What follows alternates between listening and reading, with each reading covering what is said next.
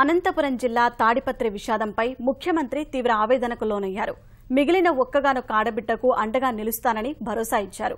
ఇలాంటి ఘటనలు సమాజంపై చెడు ప్రభావం చూపకుండా ప్రభుత్వం దృఢంగా వ్యవహరిస్తోందని ప్రకటించారు. అలాగే 1100 కాల్ సెంటర్ పనితీరును మెరుగుపరచడం, రాష్ట్రానికి కేంద్రం ప్రకటించిన మరో 2 ప్రతిష్టాత్మక అకాడమీలపైన ఈటీవీతో ప్రత్యేకంగా ముచ్చటించారు. ఆ విశేషాలు ఇప్పుడు. విషాదకర సంఘటనపై ముఖ్యమంత్రి చంద్రబాబు చలించారు.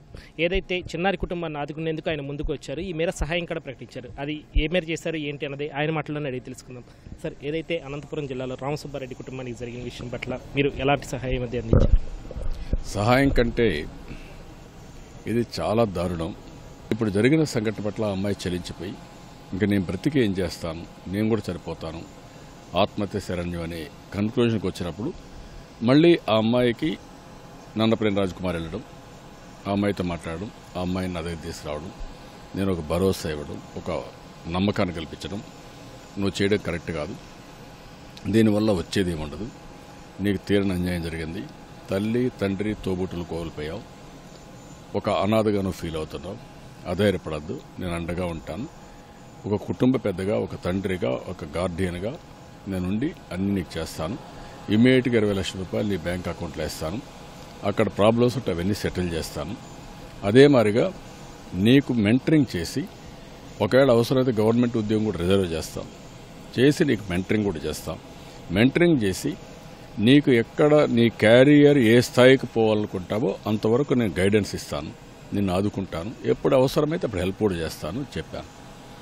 ఆ అమ్మాయికి కొంచెం ఇదై తప్పకుండా సార్ నేను చేస్తాననే పరిస్థితికి వచ్చింది. దీంట్లో నేను ఒక మెసేజ్ ఇవ్వాలనుకుంటున్నాను. అలాంటి పిల్లలు అధైర్యపడకుండా ధైర్యంగా ముందుకు పోవడం, అనుకున్న లక్ష్యాన్ని నెరవేర్చుకుని సమాజానికి ఒక ఆదర్శంగా మిగలడం. 2, రాష్ట్రంలో ఉండే ప్రతి ఒక్కరూ ఆలోచించాల్సిన అవసరం ఉంది. ఉన్మాదత్వానికి, ఉగ్రవాదానికి, తీవ్రవాదానికి ఒక రేషనాలిటీ ఉండదు. సైకోలకు కూడా రేషనాలిటీ ఉండదు. వాడు అనుకుని చేస్తారు. ఒక వ్యక్తి వెళ్తాడు, ఒక తుపాకి గన్నెత్తుకెళ్తాడు, స్టూడెంట్స్ అందరూ చంపేస్తాడు. ఎందుకు చంపాడు? దాని రేషనాలిటీ లేదు. అదే మరి ఒక ఉగ్రవాది ఉంటాడు, వాడు ఏదో అవుట్డేటెడ్ సిద్ధాంతం ఓడి పెట్టుకుంటాడు, దాంతో పోయేసి ఆ బాంబులు వేయడం, మనుషులు చంపేస్తారు, ఒక భయాన్ని కల్పిస్తారు. ఇలాంటివి సంఘటనలు చాలా జరుగుతూ ఉంటాయి. అందుకే సమాజంలో ప్రతి ఒక్కరు అప్రమత్తంగా ఉండాలి. కొంతమంది డిస్టర్బ్ అవుతారు ఈ విధంగా కొన్ని అలవాట్లు పడిపోయి. అలాంటి వాళ్ళని మనం కౌన్సిలింగ్ చేయడం, సమాజంలో అందరూ చర్చించడం, వాళ్ళల్లో కూడా ఒక ఆలోచన రావడం, ఇలాంటి తప్పుడు నిర్ణయాలు తీసుకోకుండా చేయాల్సిన అవసరం ఉంది. నేను రాష్ట్రంలో ఆలోచించేది, ఇలాంటి సంఘటనలు ఎక్కడన్నా ఉంటే ఒక కాల్ సెంటర్ పెట్టి అలాంటి వాళ్ళందరూ అక్కడ ఫోన్లు చేస్తే వాళ్ళని కౌన్సిలింగ్ చేయడం, అవసరమైతే హ్యాండ్ హోల్డింగ్ చేయూతనివ్వడం, ఇలాంటి సంఘటనలు పునరావృతం కాకుండా మనిషి మనిషిగా బ్రతకడానికి, మనిషి కొన్నిసార్లు అధైర్యపడినప్పుడు ధైర్యం చెప్పడానికి, ఒకవేళ అధైర్యపడి దిగులు పడి నేను బ్రతకడమే వేస్ట్ అనుకున్నప్పుడు అతనికి హ్యాండ్ హోల్డింగ్ ఇచ్చి చేయూతనిచ్చి కొంత ఆర్థిక కూడా సహాయం చేసి అతన్ని మళ్ళా మామూలు మనిషిగా చేయడానికి అన్ని ప్రయత్నాలు చేస్తాను. ఆ ప్రయత్నం చేస్తానని చెప్పాను. ఆ అమ్మాయికి కూడా ధైర్యం చెప్పాను. ఎప్పటికప్పుడు నన్ను కలవమన్నాను. కలుస్తూ ఉంటే మాట్లాడి ఆ అమ్మాయిని అన్ని విధాల తండ్రి లేని లోటు, అదే మరిగా తోబుట్టువులు తల్లి లేని లోటు ఏ విధంగా తీర్చాలో తీర్చి ఆ అమ్మాయిని ఒక ప్రయోజకురాలుగా తయారు చేస్తాం.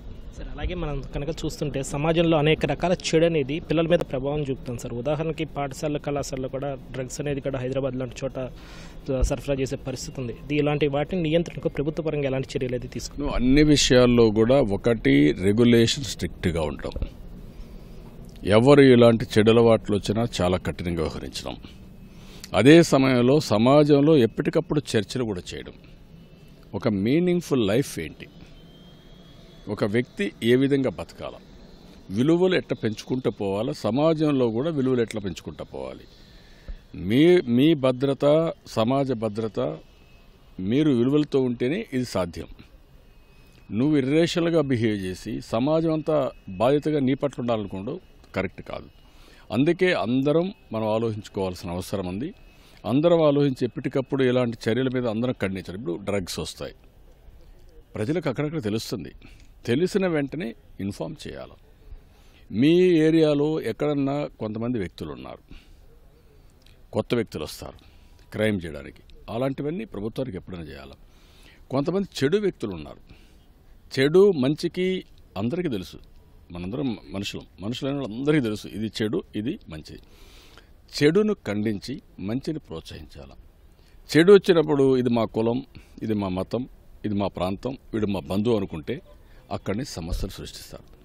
దాన్ని కూడా కండెమ్ చేసుకుంటా పోతే ఆటోమేటిక్గా సమాజంలో భద్రత వస్తుంది, విలువలు పెరుగుతాయి, అందులో ఆనందంగా ఉంటాం. అంటే ప్రభుత్వ పరంగా ఏదైతే మనం 1100 కాల్ సెంటర్ అనేది ఓపెన్ చేస్తామో ఏ తరహా సంఘటన అయినా సరే ఓన్లీ ఫిర్యాదులకే కాకుండా అన్నిటికీ దీన్ని వినియోగించుకోవచ్చు అంటారు? అన్నిటికీ ఉపయోగిస్తున్నాం. ఏది వచ్చినా కూడా సెగ్రిగేట్ చేస్తున్నాం. దానికి ఒక యాక్షన్ ప్లాన్ తయారు చేస్తున్నాం. ఇలాంటి సమస్యలు కూడా అందులో ఇంక్లూడ్ చేస్తాం. అక్కడి నుంచి కలెక్టర్స్కి ఆదేశాలు ఇచ్చి దీనికి ఒక వ్యవస్థను కూడా క్రియేట్ చేస్తాం. ఇప్పుడుండే వ్యవస్థల్ని రీఓరియంట్ చేయడం, కొత్త వ్యవస్థను కూడా అవసరమైతే క్రియేట్ చేయడం, కొన్ని కౌన్సిలింగ్ చేయాలి, కొంత హ్యాండ్ హోల్డింగ్ చేయాలి, ఏ విధంగా చేయాలి, కొంతమంది ఎక్స్పర్ట్స్ని ఎంగేజ్ చేయాలి, ఏది వీలైతే అన్నీ చేసి మనం ఏ విధంగా ముందుకు పోతాం. ఇది కంటిన్యూగా నిరంతరం చేయాల్సిన పని. సార్ అలాగే ఇవాళ కేంద్రం మనకి 2 ప్రతిష్టాత్మక అకాడమీలు అనేది దేశంలోనే తొలిసారిగా ఆంధ్రప్రదేశ్కి కేటాయించింది సార్. రైల్వేకి సంబంధించి ఒకటి, భద్రతకు సంబంధించి ఒక, ఇన్స్టిట్యూట్కి సంబంధించి. దీనిపై మీ స్పందన? మొన్నే మినిస్టర్ గారు ఇక్కడ వచ్చి అడిగాను, ఆయన హామీ ఇచ్చిన తర్వాత అవన్నీ చేశారు, వారికి ధన్యవాదాలు. ఇలాంటివి కొత్త రాష్ట్రం హైదరాబాద్ను కోల్పోయిన తర్వాత చాలా సమస్యలు ఉన్నాయి మనకు. ఏవైతే రీసెర్చ్ ఆర్గనైజేషన్స్ కానీ గవర్నమెంట్ ఆఫ్ ఇండియా ఆర్గనైజేషన్స్ కానీ ఇంకా చాలా రావాల్సిన అవసరం ఉంది. అవన్నీ వస్తే తప్ప ఈ సిటీకి ఒక ప్రత్యేకత, అదే మరిగా అభివృద్ధికి ముందుకు పోయే అవకాశం ఉండదు. ఏదైతే గవర్నమెంట్ ఆఫ్ ఇండియా చేశారో రైల్వే మినిస్టర్కి మనస్ఫూర్తిగా అభినందనలు, ధన్యవాదాలు. Thank you.